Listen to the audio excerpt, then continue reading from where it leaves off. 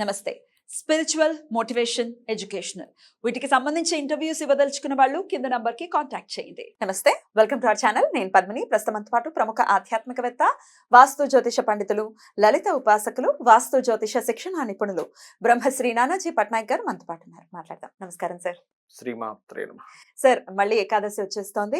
మార్గశీర్ష మాస బహుళపక్ష ఏకాదశి. ఈ ఏకాదశిని సఫల ఏకాదశి అని పిలుస్తారని చెప్పి చదవటం జరిగింది. సో మార్గశీర్ష మాసంలో బహుళపక్షంలో వచ్చేటటువంటి ఏకాదశికి ఏ వైశిష్ట్యం ఉంది, ఎలా ఆ రోజును వినియోగించుకోవాలనేది తెలుసుకోవాలనుకుంటున్నాను సార్. ఇక్కడ ఏంటంటే ఫస్ట్ ఆఫ్ ఆల్ ఒక్కొక్క ఏకాదశికి ఒక్కొక్క ఫలితము చెప్పబడింది. ఈ ఏకాదశికి ఉన్నటువంటి ఫలితం ఏమిటి చూసుకున్నట్లయితే, వివాహం అవ్వదు చూసారా. వివాహం కానటువంటి వారు ఈ ఏకాదశి కనుక పాటించినట్లయితే వివాహ బలం అనేటువంటిది పెరుగుతుంది. ఎందువల్ల సార్? ఎందువల్ల అంటే చంద్రుడు రవి ఉన్న డిస్టెన్స్, చంద్రుడు ఉన్న రాశి అధిపతి, రవి ఉన్న రాశి, వీటిని బేస్ చేసుకొని చెప్తారు.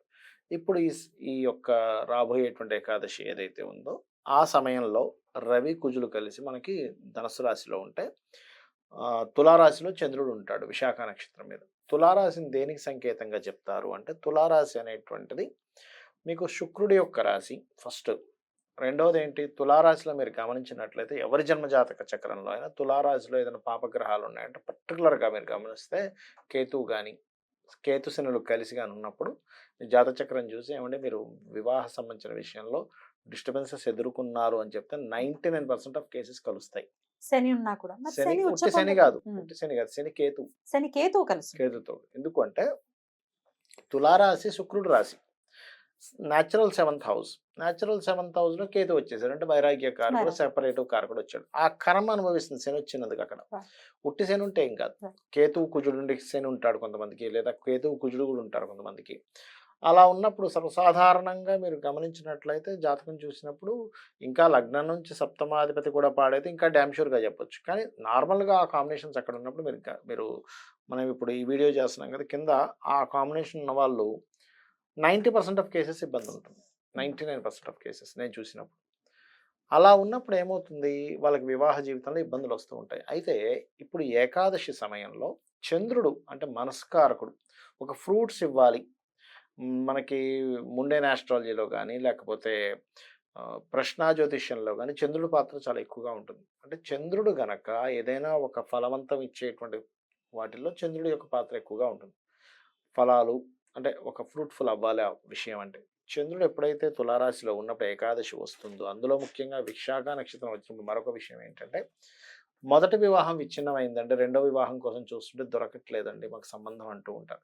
అటువంటి వాటికి ఇంకా ఎక్కువ ప్రభావం ఉంటుంది. ఎందుకంటే విశాఖ నక్షత్రానికి అధిపతి గురువుకు ఉన్నటువంటి తత్వం ఏమిటి, డియోల్టీ అనేటువంటిది ఉంటుంది. అయితే ఈ ఏకాదశి నాడు ఇప్పుడు ప్రత్యేకంగా మనం వివాహ సంబంధించిన విషయాలు, అదేవిధంగా కోరిక నెరవేరేటువంటి విషయాలకు కూడా ఇది తోడ్పడుతుంది.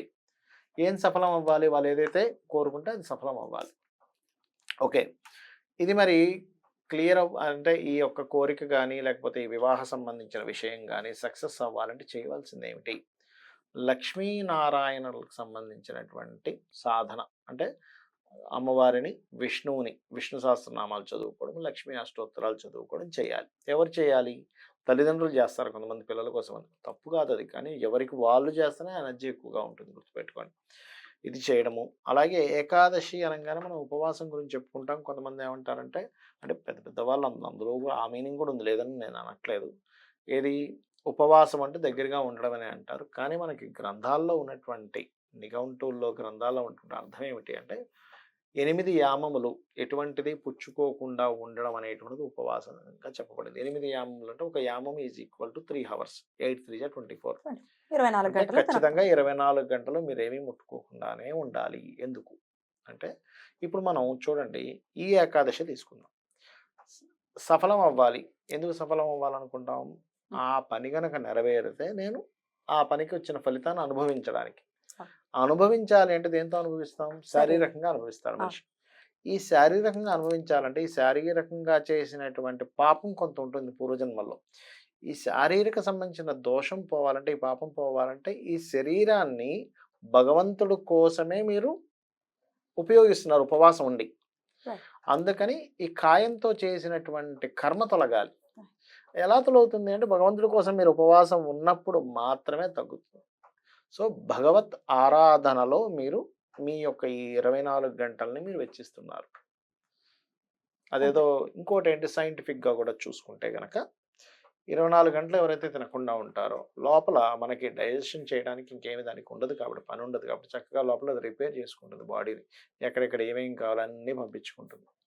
ఇది ఖచ్చితంగా చేసుకోవాలి. ఇంకోటి ఈ సఫల ఏకాదశి నాడు కనుక ఎవరైతే బెల్లము మరియు ఈ యొక్క చపాతీకి కాల్చేటప్పుడు ఏంటంటే నూనె వేయని చపాతీ కాల్చిన చపాతీకి తేనె పూసి కనుక మీరు గోవుకి బెల్లము ఇది కనుక ఈ తేనె పూసినటువంటి చపాతీలు కనుక ఒక 3 చపాతీలు పర్టికులర్గా తినిపిస్తే ఇక్కడ కలిగే ఫలితాలు ఏమిటంటే వీరికి అంటే ఎందుకండి తినిపిస్తే ఏమవుతుంది మనకు శాస్త్రాల్లో చెప్పినటువంటిది ఏంటి గోవులో సకల దేవతలు ఉన్నారు. అందులో దేశీవాలి గోవు జెర్సీ ఆవు కూడా పెట్టండి కానీ అది ఒక జీవి అనేటువంటి సహృదయంతో పెట్టండి. అంతేగాని అందులో నుంచి ఏదో ఫలితాలు వస్తాయని ఆశించకండి దయచేసి. ఫలితం రావాలంటే అది దేశీవాలి ఆవు పెట్టండి. ఒక జీవికి పెడుతున్నాం అనే సహృదయంతో దానికి పెట్టండి. జెర్సీ ఆవునే తప్పు అనట్లేదు కానీ ఫలితం మాత్రం దీనివల్లే వస్తుంది. మీరు తినిపించినట్లయితే ఏమవుతుందంటే ఫస్ట్ ఆఫ్ ఆల్ కర్మ అనేటువంటిది ఉంటుంది మనకి. మనం ఏదైనా ఒక పని చేయాలంటే ఒక కర్మ అడ్డుపడుతూ ఉంటుంది. ఆ కర్మని తొలగించేటువంటిది దేశీవాలి గోవుకి బెల్లము తినిపించడం ద్వారా వస్తుంది. దీని ద్వారా మనకి వివాహ సంబంధించినటువంటి విషయాలు ఫైనాన్షియల్ క్రైసిస్లో ఉంటే ఇబ్బంది పడడం అనేటువంటిది ఏదైతే జరుగుతుందో అది క్లియర్ అవ్వడం అనేటువంటిది ఈ చపాతీకి తేనె పూసి తినిపించడం ద్వారా జరుగుతుంది. ఈ రెండు చేస్తూ పర్టికులర్గా మీరు వివాహం కానటువంటి వారు లలితా సహస్రనామాల్లో కామేశబద్ధ మాంగళ్య సూత్రశోభిత కందరాయి నమః అనేటువంటి నామస్మరణ చేస్తూ ఆ పార్వతీ పరమేశ్వరులకి వివాహం జరుగుతున్నట్టుగా ఆ మాంగళ్య దారం చేస్తున్నట్టుగా చుట్టూ దేవతలందరూ ఉండి అక్కడి నుంచి పుష్పవృష్టి కురిపిస్తున్నట్టుగా మీరు భావన చేసుకోవాలి.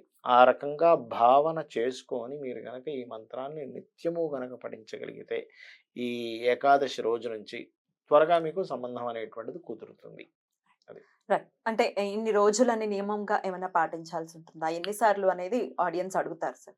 ఒకటేనమ్మా, లెక్క మాత్రం పెట్టకూడదు. ఒకటి గుర్తుపెట్టుకోండి. ఎందుకంటే మన కర్మ ఎంత ఉందో మనకు తెలియదు. ఏ కర్మల ద్వారా అది ఆగుతుందో తెలియనప్పుడు ఏంటంటే కంటిన్యూస్గా రోజు ఒక 1 అవర్ చేస్తూ రోజు చేయాలి. ఎందుకంటే ఒక చూడండి ఇప్పుడు మనకి ఒక దగ్గరికి వెళ్ళాలి, అది ఎన్ని కిలోమీటర్లో మనకు తెలియదు కానీ ఇటు వెళ్తే వస్తుందని ఉంది, ఇంక వెళ్తాం మనం. అంతేగాని నేను ఇన్ని అడుగులే వేస్తానని మనం పెట్టుకోము. ఎందుకు పెట్టుకోము? మీ డిస్టెన్స్ మీకు అంత అది ఎంత డిస్టెన్స్ ఉందో తెలియదు కానీ వెళ్ళాలి. వెళ్తే మాత్రం వస్తుందని తెలిసినప్పుడు వెళ్ళాల్సిందే. ఆగుతానంటే మీరే గమ్యాన్ని చేరలేరు.